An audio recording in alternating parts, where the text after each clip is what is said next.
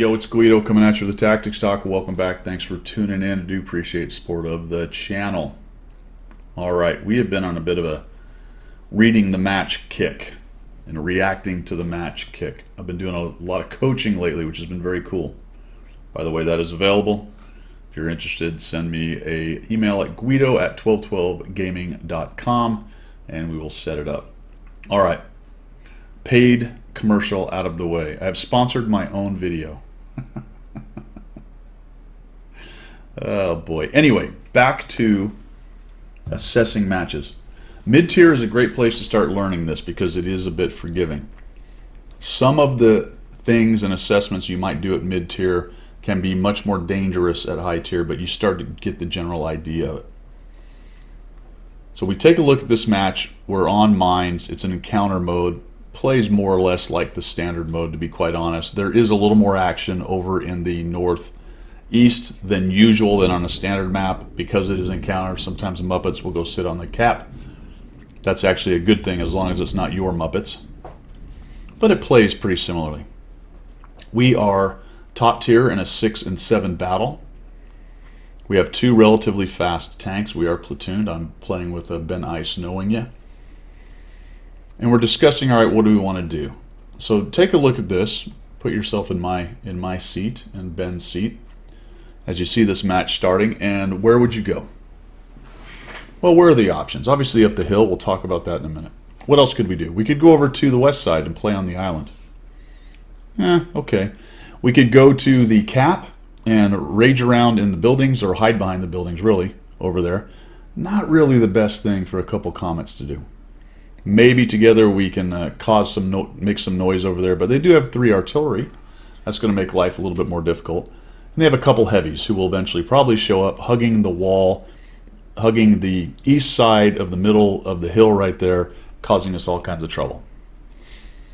So none of those options are great. We could sort of hang out on the ramp right here and see what happens and develops, and that may be probably at high tiers a better idea than what we're going to talk about here.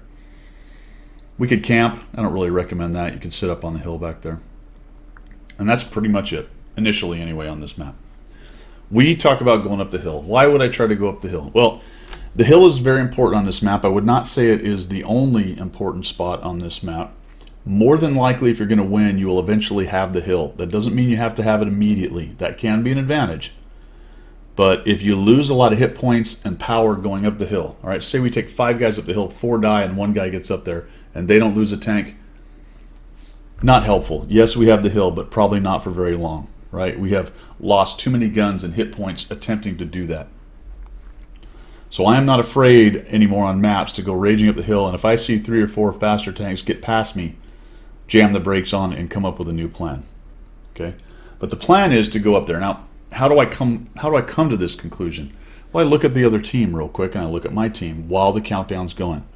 Take a quick look at their team. Who could be up on the hill? About the same time we get there or before us? Well, not the KV-3, not the Tiger 1. If we don't delay too much, the Tiger 1 won't be a factor. If we screw around too much, he could get to the ramp and get a shot on our side. Certainly not the KV-3. The E-25 could get there. The Type, not the HT number 6. The EZ-8, the 3002M, both of them possibly. Okay, I think the 3002Ms are a little faster, so all 3 of those could be a factor. The Skoda T-25 for sure. The T-78, if somebody really wanted to be aggressive in a T-78, it's fast enough, but more than likely not. The T-50-2 and the T-37. So of those, what are the most likely ones? Well, I don't suspect the E-25 would go up there, and if I saw him go past me before I got there, that would be a pretty good indication that a lot more guys are going, and as I see all of them, I stop. So maybe the E-25, the Type, that's 1, 2. The EZ-8, 3. The 2 3002s, 5. The Skoda, 6. And maybe the 2 Scouts, worst case, 8. I'm going to discount the T-78. I'll say that he's going to camp, probably.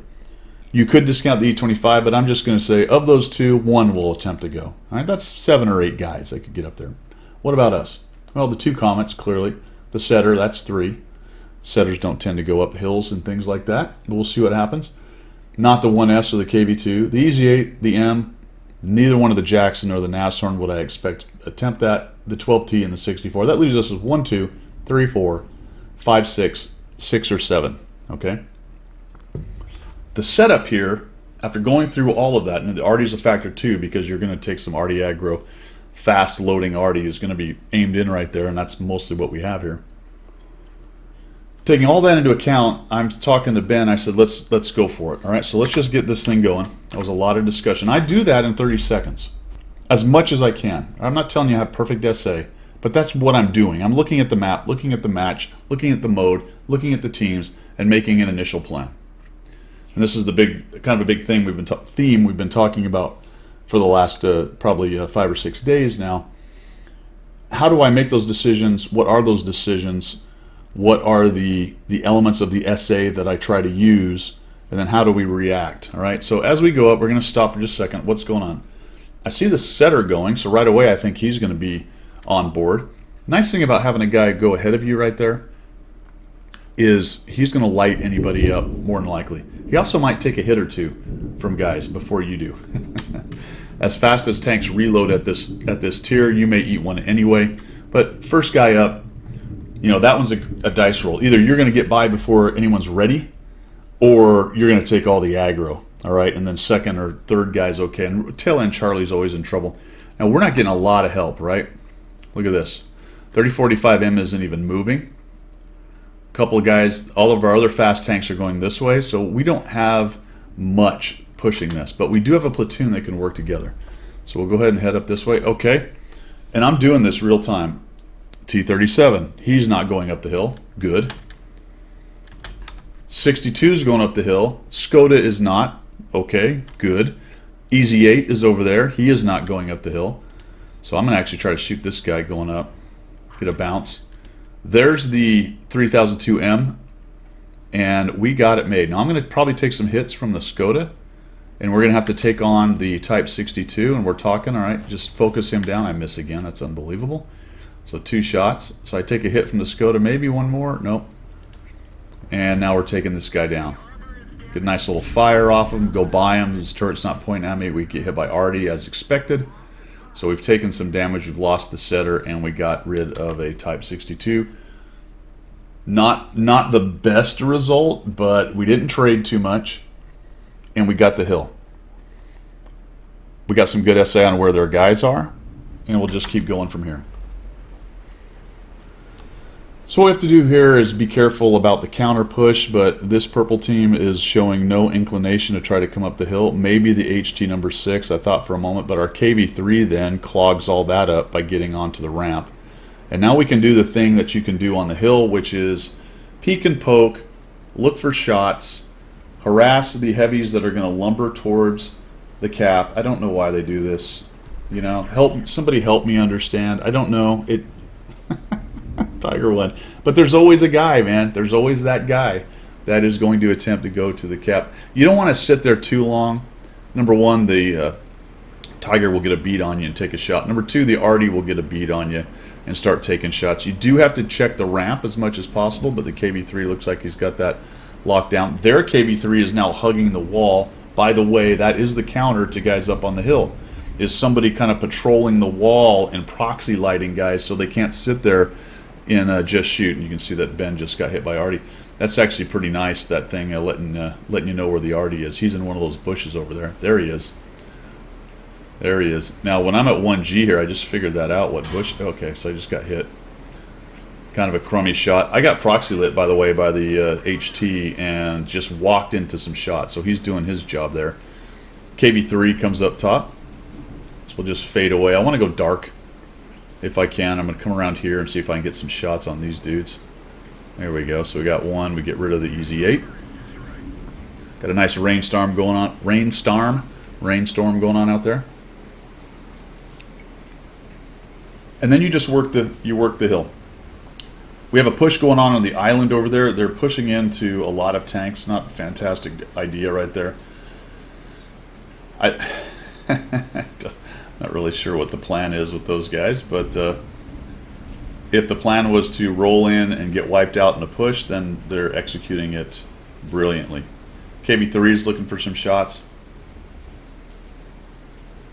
3002 dies, so they get that done. Come back here, start taking a look. HT number 6 has gone over to the east side of the hill, so he's no longer proxy light me. I don't know where the KV-3 is, so I need to be careful. One of those could just show up at any moment. Then I see the Skoda take a little shot into that guy's bush there, so to speak. E25 is moving around, try to get a little shot on this guy. That missed. So he's raging around. The cockroach is back in the corner. I see the Skoda T25. Come around here, we'll just zoom in on him. We'll just get him dead, right? Nope. No, 144. All right, it's all right. We need one more shot on him. We'll back out. Hide around this corner. Fairly already safe spot, except for the guys in the, what is it, the southeast corner right there can kind of splash you. So Ben and I are talking about what's going on, how we get rid of these guys. What's that Tiger doing? Then I see the KV-3 making a break. Like, again, I don't know why, guys. I can't, you know, it's just one of those things. People do these things. It's just oh, man, I got lit, so I got to back out. He misses. Very helpful, because that would have definitely hurt. 390 Alpha gun. HT number 6 backs into us, or comes down the side of the wall and gets his proxy lit.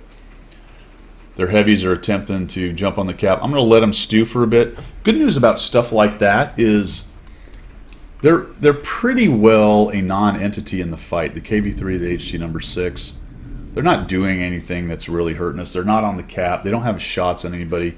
If we can come back over this way and start taking out the rest of their tanks. So once we reduce all their helpers, then we can start beating up the whales that are hiding on the side of the wall right there. And this is the bummer about not having the hill on this map. And it's why the hill can be so important. It's just they don't have a lot of options on where they can go. It's just, I hit the ground. That just absolutely drove me crazy. They just don't have any real good options on what they can do. And I suppose to some extent the KV-3 is doing what he can do.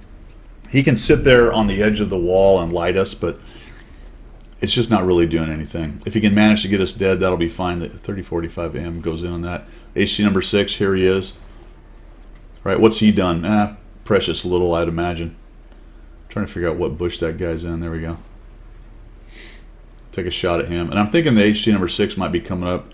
We're talking together, me and Ben, and it looks like he wants to come up. And this is what I was talking about at the beginning when I said you don't necessarily have to have the hill, but if you're going to win, you probably need to take it back if they have it. And it looked to me like the HC number 6 was thinking about trundling up here and taking us out. So a little bounce on him. Ben goes the other way, I go this way. I take a hit, which is fine, but it actually bounces, so lucky there. We'll shoot him a couple times, and I'm say, Ben, you got to press him. Keep getting in there. So he starts backing out.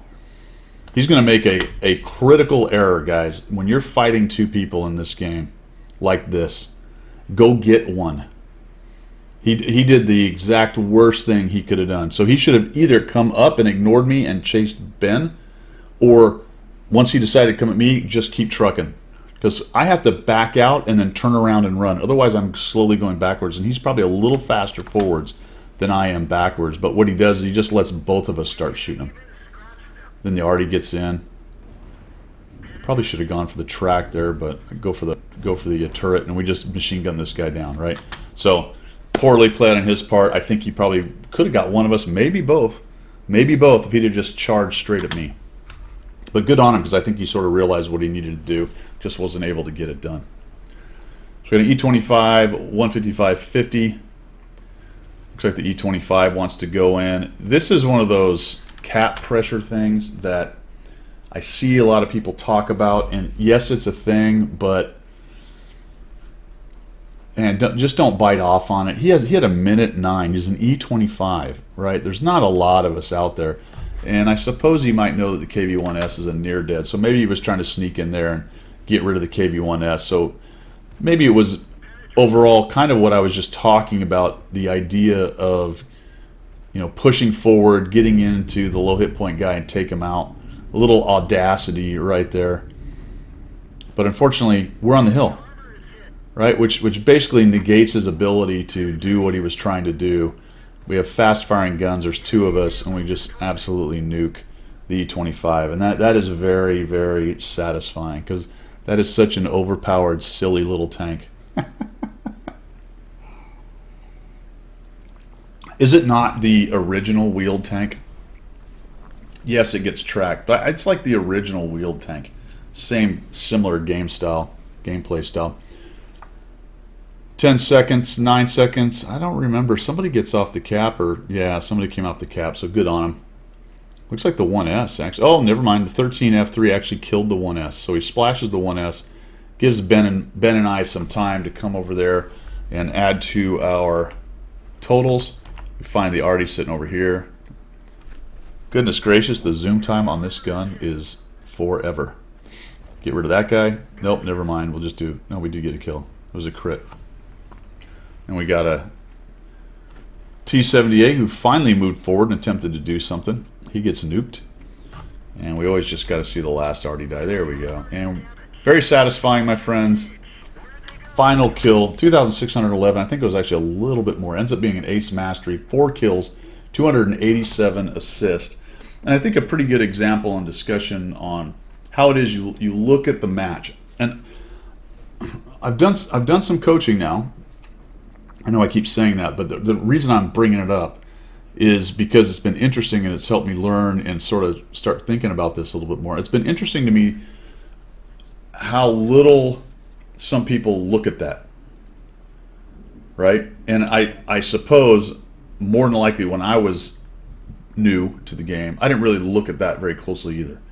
I maybe had a couple places I knew on a map, and as I got more experience, I figured out where I died and where I did well, and I kind of went to those places. But I think it was a very long time before I really looked at both sides, my team and the other team, and went, what's here? How might that change the match? How might I react to that based on what's here? Can I change my plan right now and maybe not go with the meta? Although we did go with the meta, but talking about the possibilities, sometimes you look at the matchup and you go, ooh, I can do something a little different here, right? I've got a good situation to go to this place or do this thing that's not quite standard, not quite meta, but it should be a good move based on what I'm seeing. All right.